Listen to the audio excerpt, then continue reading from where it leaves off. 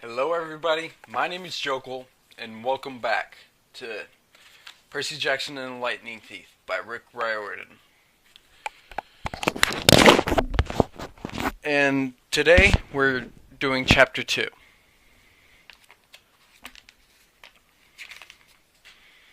Chapter 2. Three old ladies knit the socks of death. I was used to the occasional weird experience, but usually they were over quickly. This 24/7 hallucination was more than I could handle. For the rest of the school year, the entire campus seemed to be playing some kind of trick on me. The students acted as if they were completely and totally convinced that Miss Kerr, a perky blonde woman whom I'd never seen in my life until she got on our bus at the end of the field trip, had been our pre-algebra teacher since Christmas. Every so often, I would spring a Miss Dodds reference on somebody just to see if I could trip them up, but they would stare at me like I was psycho. It got so I almost believed them. Mrs. Dodds had never existed, almost, but Grover couldn't fool me. When I mentioned the name Dodds to him, he would hesitate, then claim she didn't exist, but I knew he was lying. Something was going on. Something bad happened at the museum. I didn't have much time to think about it during the days, but at night, visions of Miss Dodds with talons and leathery wings would wake me up in a cold sweat. The freak weather continued, which didn't help my mood. One night, a thunderstorm blew out the windows in my dorm room. A few days later, the biggest tornado ever spotted in the Hudson Valley touched down only 50 miles from Yancey Academy. One of the current events we studied in social studies class was the unusual number of small planes that had gone down in sudden squalls in the Atlantic that year. I started feeling cranky and irritable most of the time. My grades slipped from D's to F's. I got into more fights with Nancy Beaufort and her friends. I was sent out into the hallway in almost every class. Finally, when our English teacher Mr. Nicole, asked me for the millionth time why I was too lazy to study for spelling tests, I snapped. I called him an old sot. I wasn't even sure what it meant, but it sounded good. The headmaster sent my mom a letter the following week, making it official. I would not be invited back next year to Yancey Academy. Fine, I told myself, just fine. I was homesick. I wanted to be with my mom in our literal apartment on the Upper East Side, even if I had to go to public schools and put up with my obnoxious stepfather and his stupid poker parties. And yet, there were things I'd miss at Yancey. The view of the woods out my dorm window, the Hudson River in the distance, the smell of pine trees. I'd miss Grover, who'd been a good friend, even if he was a little strange. I worried how he'd survive the next year without me. I'd miss Latin class, too. Mr. Bruner's crazy tournament days and his faith that I could do well. As the exam week got closer, Latin was the only test I studied for.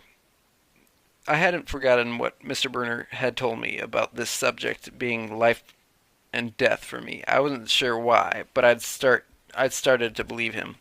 And even before my final, I got so frustrated I threw the Cambridge Guide to Greek Mythology across my dorm room.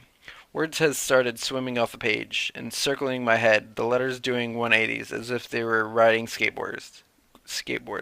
There was no way I was going to remember the difference between Chiron and Charon, or Polydictes and Polydeuces. In conjugating those Latin verbs, forget it.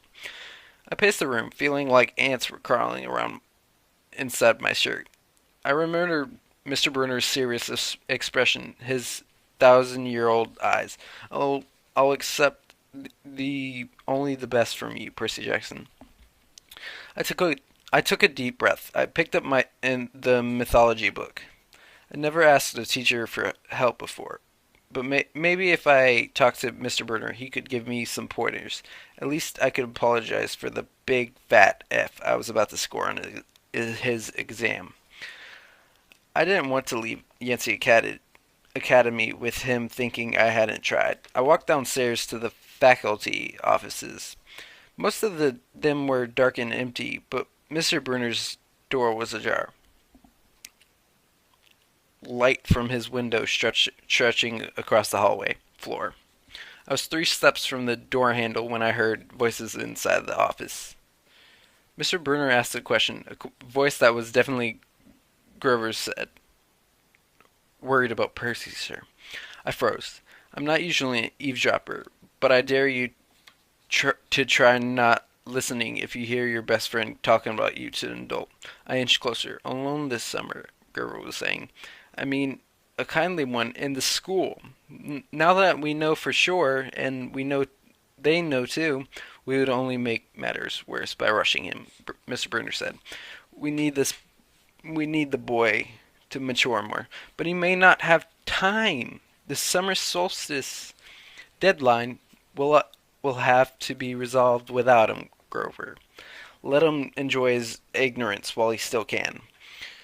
Sir, he saw her. His imagination, Mr. Bruner insisted. The mist over the students and staff will be enough to convince him of that. Sir, I can't fail in my duties again. Grover's voice was choked with emotion. You know what that would mean. You haven't failed, Grover. Mr. Bruner said kindly. I should have seen her for what she was. Now let's just worry about keeping Percy alive until next fall. The mythology book dropped out of my hand and hit the floor with a thud. My heart hammering, I picked up the book and backed down the hall. A shadow slid across the lighted glass of Bruner's office door. The shadow of something much taller than my wheelchair-bound teacher, holding something that looked suspiciously like an archer's bow. I opened the nearest door and slipped inside.